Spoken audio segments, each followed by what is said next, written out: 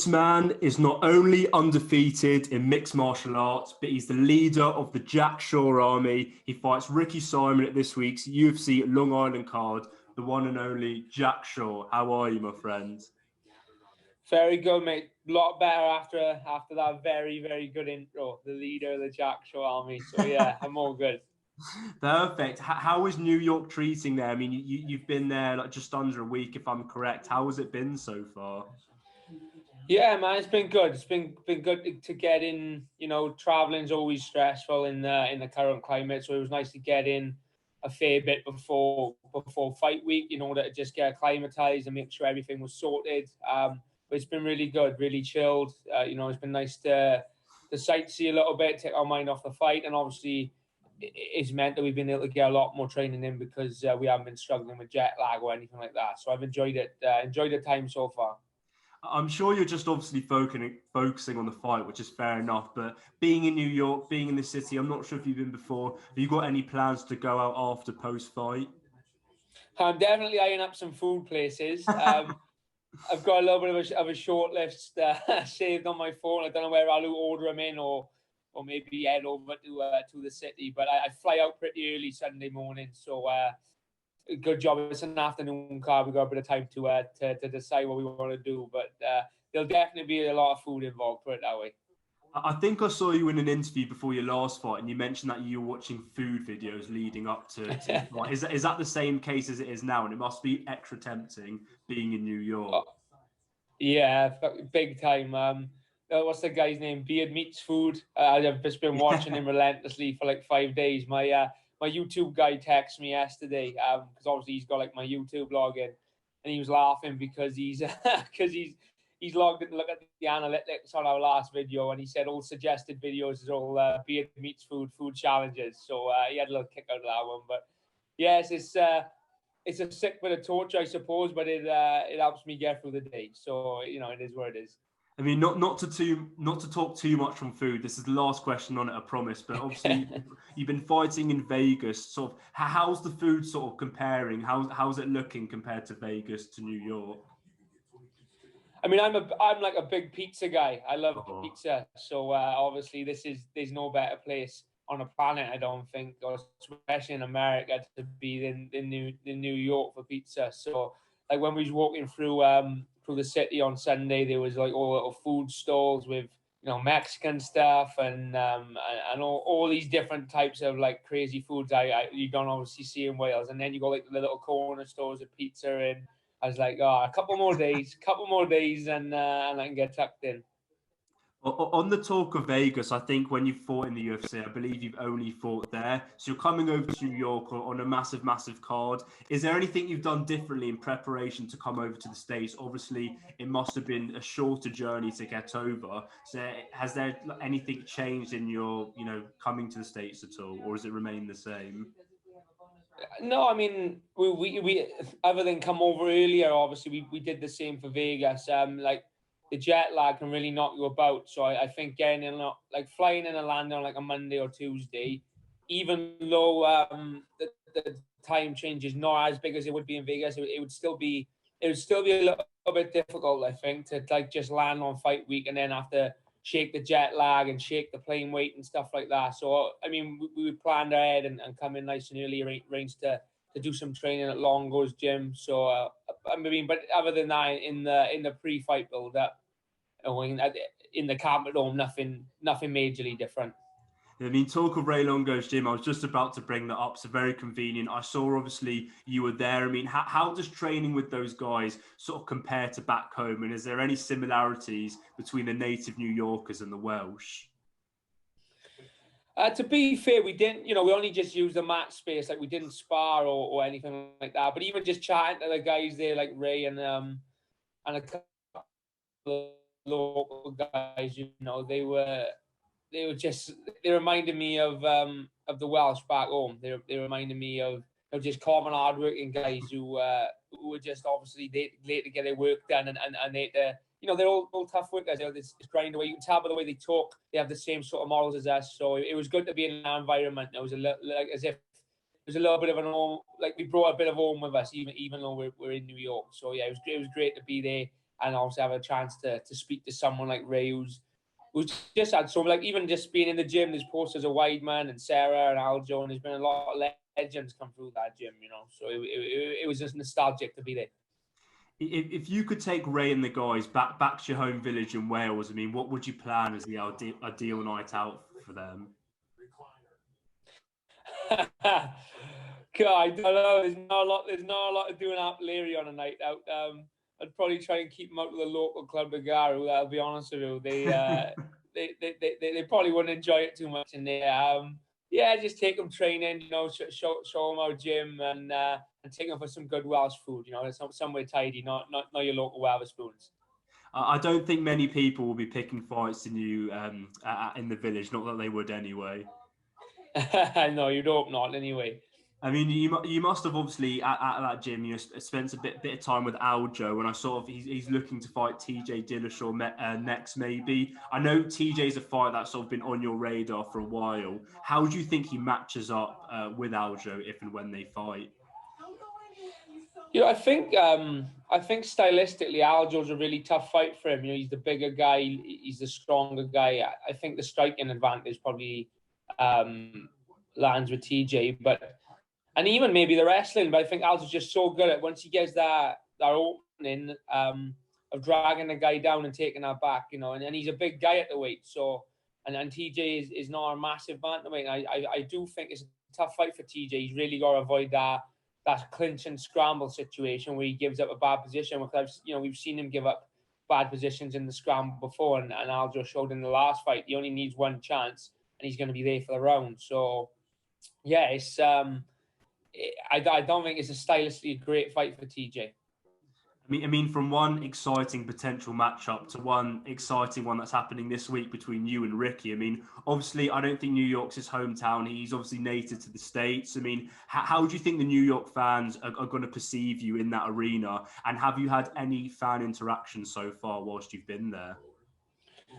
Yeah, I think people will be surprised. I think I'll have a good support over. You know, I've got a lot of fans over on the East Coast. A lot of fans in New York who've messaged me and tweeted me to say they come into the fight, and you know, a lot of JSA, like hashtagging JSA and stuff like that. So I think I'll have good support. Now he's not like a Long Island guy, I don't think, is he, Ricky? So it'll be 50-50. I think I think people will be surprised because I tend to get a good ovation wherever I go, and I know I got a lot of people out here that support me and want me to do well. So you know, it doesn't make a massive amount of difference when you're in there, but it will be nice to not get booed on the walkout, I suppose. I'm sure you're being absolutely sick of being asked this, but why New York and not London? I mean, London, it's only the week before the London card. Was this fight, were you initially hoping for it to be in London? And just sort of explain how it ended up being in New York. Yeah, I mean, I really don't know. I obviously wanted to fight in London, and Ricky online seemed like he was game to come to London. So I don't know what the logic was. I know they probably wanted to build my American profile, but at the end of the day, it is a daytime card on the prelims in the US. You know, it would probably have drawn more traction being on the main card in London. But you know, whatever. It is what it is. You know, I'm over it now. I don't focus on it. I'll you know, I want to get the job done and perform wherever I fight. And it is a good experience to travel away and sort of get rid of all the distractions back home for a couple of days. But yeah, I don't know why London would have made more sense for me. Obviously, perhaps they wanted to give him the hometown advantage because he's Irish, but I'm really not sure. It didn't make a lot of sense to me either, to tell the truth. Does it seem a bit weird? Obviously, I know you're not focusing on it too much, but obviously this fight, for some bizarre reason, is not on the main card. I mean, does it seem weird to have it sort of like on the prelims for this card when it could have easily been on the main card in London? Yeah, I mean, we was booked for the main card over here for a long time, and then they moved Misha Tate and Lauren Murphy to the card, and you know, we got dropped off the main card slot, even though we was in the main card opener. So I really don't know. I don't want to like sit here and put down other fighters and say we deserve it over these guys and we deserve it over these guys. But it was a bit of a strange one. You know, it definitely could have been a big fight wherever you put it. I think it was main card worthy when you got number 14 fighting number 11. But I guess we'll we would have fought the same way regardless of where we fought on the card, I'm sure. So, you know, it's all sort of just white noise at the minute. The UK fans especially obviously know who you are, as well as like the rest of the global fans. So this fighting in the States is almost as if a golden opportunity. So you can put on a show of what the UK fighters have to offer. And is it sort of like an extra push? So you can show a live crowd in New York what you can do and sort of send a message to the rest of the division? Yeah, it definitely opens up eyes, and there's a lot more eyes on the sport over here. You can just tell that by, when you're traveling around in Ubers and Walmart and stuff like that, and you have a UFC bag of you, and people will sort of start asking questions. Whereas in the UK, as much as the fans love the sport, it's not quite as mainstream. So it would be a big statement to come out here and get a win, and obviously one for the bucket list as well, to say I fought and won in New York. I was having a binge of your YouTube channel. Great videos, by the way. Really, really enjoyed them. And I noticed sort of when you were in your camp back home, you were sort of talking about the difference between Welsh and sort of American wrestling. Especially American wrestling, you take someone to the mat and you're doing mixed martial arts wrestling. I mean, how do you see yourself matching up with Ricky in that department? And looking at the wider division, is there where anyone else you'd like to showcase your wrestling against? Yeah, look, I think I've matched up very well. He's a very good wrestler. Like, to be on my back at some point in the fight is not going to be alien to me. I've been there before, and this is something I've trained for. But also, I do think my defensive wrestling is very, very good. My jiu-jitsu is very, very good, and obviously my all-round MMA game is very good. So when I mix them all together, I feel like I can take people down and defend takedowns against even these high-level guys. So I think he'll match it well. I think people will have a shot on the night. If he does get me down, I've got plenty of plans and options from there as well. But look, there's some real good wrestlers in the division. Look at guys like Frankie, like Dominic Cruz, Aljo, Murad. There's a lot of high-level wrestlers in the division. And obviously, as I go through the ranks now, hopefully I get a win on Saturday. And it'll put me in a spot to sort of test myself against those good level guys as well. But I don't feel like I'm at a disadvantage in any area against anyone in this division. I think it's fair to say this fight with Ricky is going to be an absolute, banger. It's going to be an absolute war. But for you, is it just another matchup, or has Ricky been on your radar for some time? Everyone's been on my radar, to be honest, since about my third UFC fight where I thought, I'm closing in on them rankings now. I always keep an eye on the guys who are ranked and when they fight. So not so much Ricky specifically, but I obviously watched his last couple of fights before I even knew I was fighting him, because just through being a bit of a nerd of the sport and keeping my eyes on the top guys. But I wouldn't say it's a big fight, but I wouldn't like to call it just another fight. Obviously, it's got big implications if I win. But it's a fight that I knew was going to come eventually. Whether that was this fight or in a couple of fights' time. You're an undefeated pro, and Ricky's on an amazing win streak. I think it's like a 4-fight win streak. So do you think momentum is going to be the main factor going into this fight? I mean, who knows? We both got a good bit of momentum behind us, so it's a tough one to say. I think ultimately it'll come down to skill set. We're both fit guys. We're both good for 3 rounds. We're both good to get the finish. Ultimately, I think it'll come down to who's the better technically on the night, who makes the better decisions, and who has the better fight IQ. And fingers crossed, that'll be me. I'm sure like lots of fighters like yourself always want to go in there and like put on a banger and get the finish. But what would be more satisfying, a round 1 finish or just a complete domination of all the rounds? Finish is always nice. People can say what they want, but it's nice to get the rounds in and whatever. Like, if you've got to go to the decision, you got to go to the decision. I've been there I've been in the last couple of fights where I've had to take the fight all 3 rounds. But it would be great to finally get another finish. I haven't had one for a couple of fights now, so that would be something I'm looking to do. But again, you can't force those things sometimes, especially in a high-level matchup. If the finish comes, I'll take it. If I go out, point him and do it that way, I'll do that. I'm sure, obviously, I know you said you don't focus too much on it, but I feel like when fighters especially fighting against an undefeated guy, do you find that they're sort of extra motivated to hand you your first loss, Ricky included? Yeah, possibly. You know, I've been there myself, although I'm undefeated myself. I fought guys who are undefeated, and you know, it is obviously, I don't know if it adds any extra stake to the fight, but it's nice to obviously be that first guy who made them lost. But losses are part of the game in this sport. So, you know, I think ultimately he's just probably the same as me, where he looks at this fight like I look at this fight as in, this is the next one in line. I win this fight, like I move on to bigger things. And you know, I don't. He's had 20 plus pro fights, so I can't imagine that he's going to be any less motivated or more motivated because he's fighting a guy who's unbeaten. You know, he's going to want to win because of what the result of a win will mean. Exactly the same as me. Provided you do beat Ricky, let's just say soundly and with no injuries at all. I mean, how quickly would you like to turn around, or is that something that's we're not even focusing on that right now? I'm not focusing on it too much, to tell the truth. I'm going on holiday next month with my girlfriend, so I don't really want to think about no fights before that. It'd be nice to come back off holiday, you know, and see where we are. Sort of look at the rest of the year and look at what opportunities are out. You know, it would be nice to get another one in this year. October, November. I know there's an Abu Dhabi card in October. Sorry, there's a couple of cards in November.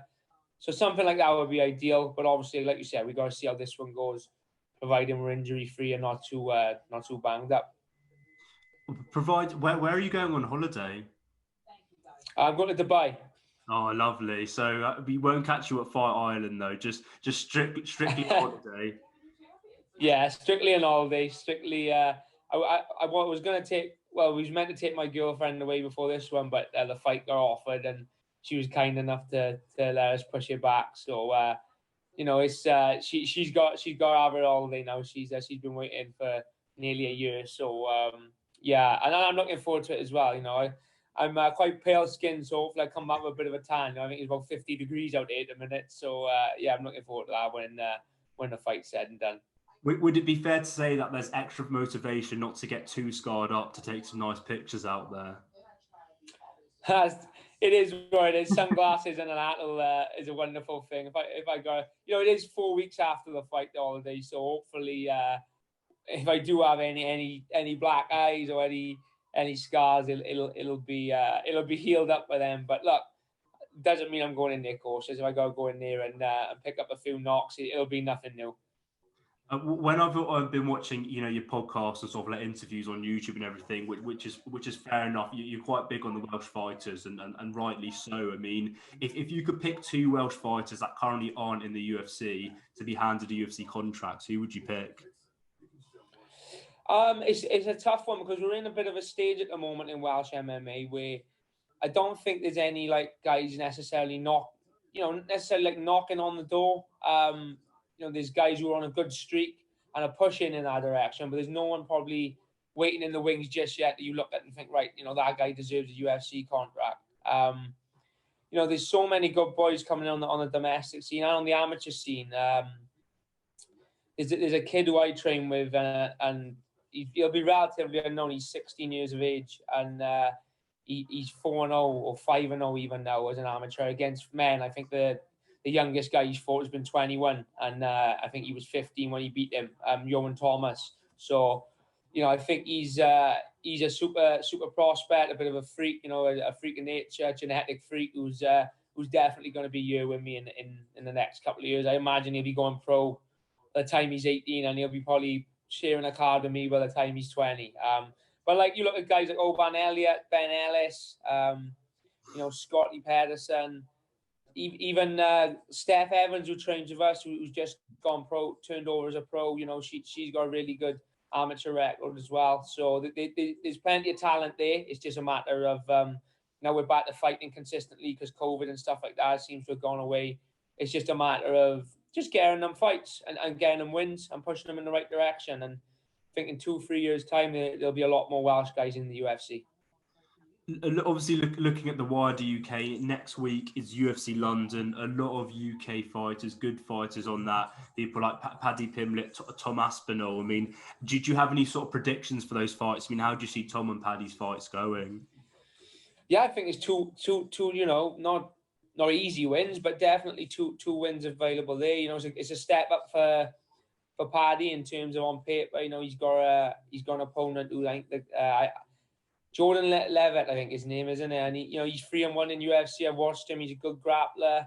But I think Paddy will just have the matching of him, to be honest. Paddy's an elite level grappler himself, so I don't think Jordan's going to be able to cause him too much problems on the floor. And I think Paddy probably edges it in the stand-up as well. And Aspinall, I believe Aspinall can go on to be world champion. I really do. I think by the end of the year or, you know, early next year, he'll be knocking on the door of a #1 contender spot.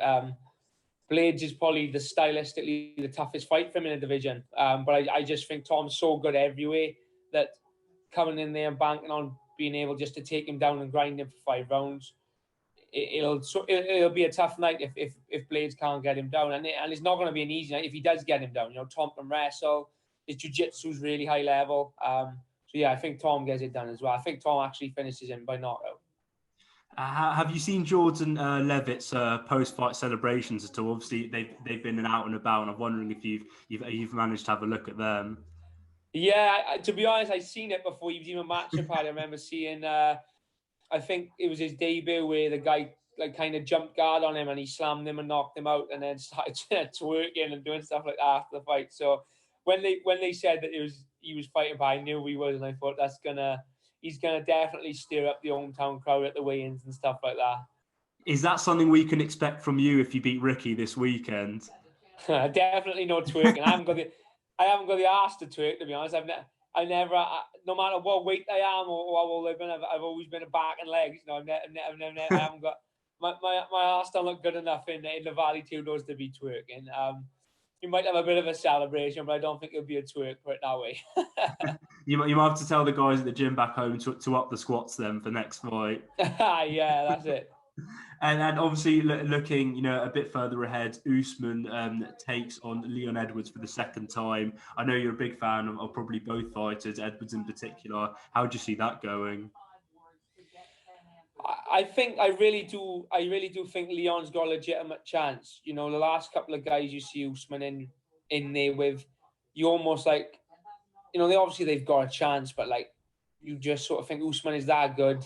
Where do they beat him? Whereas with Leon, I think Leon has legitimately got a really good chance. I'm just so looking forward to seeing how he approaches the fight, to seeing how Usman approaches the fight. Now, is he going to go back to his wrestling style, or is he going to try and bang on the feet? I think if he does try and keep it striking, I think Leon's a lot slicker than what he gets credit for.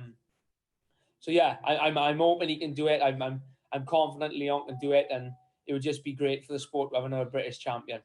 If you were Leon, how would you go in there and fight Usman?